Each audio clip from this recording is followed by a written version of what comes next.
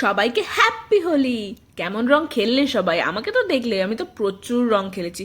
সারাদিন রং টং খেলে দুপুরে পেটে একদম ছুঁচোয় ডন মারছিল, তো চলে গেলাম তাড়াতাড়ি খেতে। দেখলাম মায়ের দিন অনেক কিছু রান্না করেছে, তাই ভাবলাম এই দিনের দুপুরের লাঞ্চটা তোমাদের সাথে শেয়ার করে নেওয়া যাক। প্রথমেই করেছিল শুক্তো, যেটা করেছিল আমার দুধ দিয়ে। এই দুধ শুক্তোটা কিন্তু দারুণ লাগে খেতে। তারপর করেছিল একটা শাক, যেটা করেছিল ছোট ছোট কাঁকড়া দিয়ে। এই ছোট কাঁকড়াটা আমাদের এখানে ভালোই পাওয়া যায়, তো এই ছোট কাঁকড়া দিয়ে করেছিল শাকটা।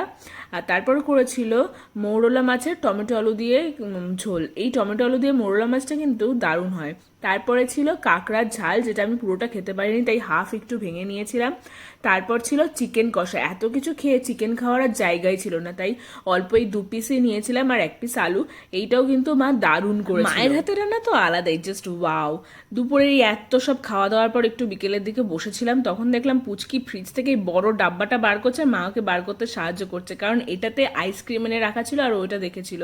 তো আমরা আইসক্রিমের প্যাকেটটা খুলে নিয়ে বসে পড়লাম। প্রথমে ওর একটা গুণ আছে যে ও কোনো কিছু খেলে মাকে কিন্তু আগে খাওয়ায়, তারপর মা ওকে একটু খাইয়ে দিল, তারপর আমি আর ও মিলে এই আইসক্রিমটা খাচ্ছিলাম। মা আমাদের সামনে এটা রেখে গেছিল বাটি আনতে, কিন্তু আমার কাছে অত সময় ছিল না, তাই ওখান থেকে নিয়েই আমি খাওয়া শুরু করে দিলাম। আইসক্রিম দেখলে একটা আলাদাই আনন্দ লাগে আমার, কেন আমি জানি না।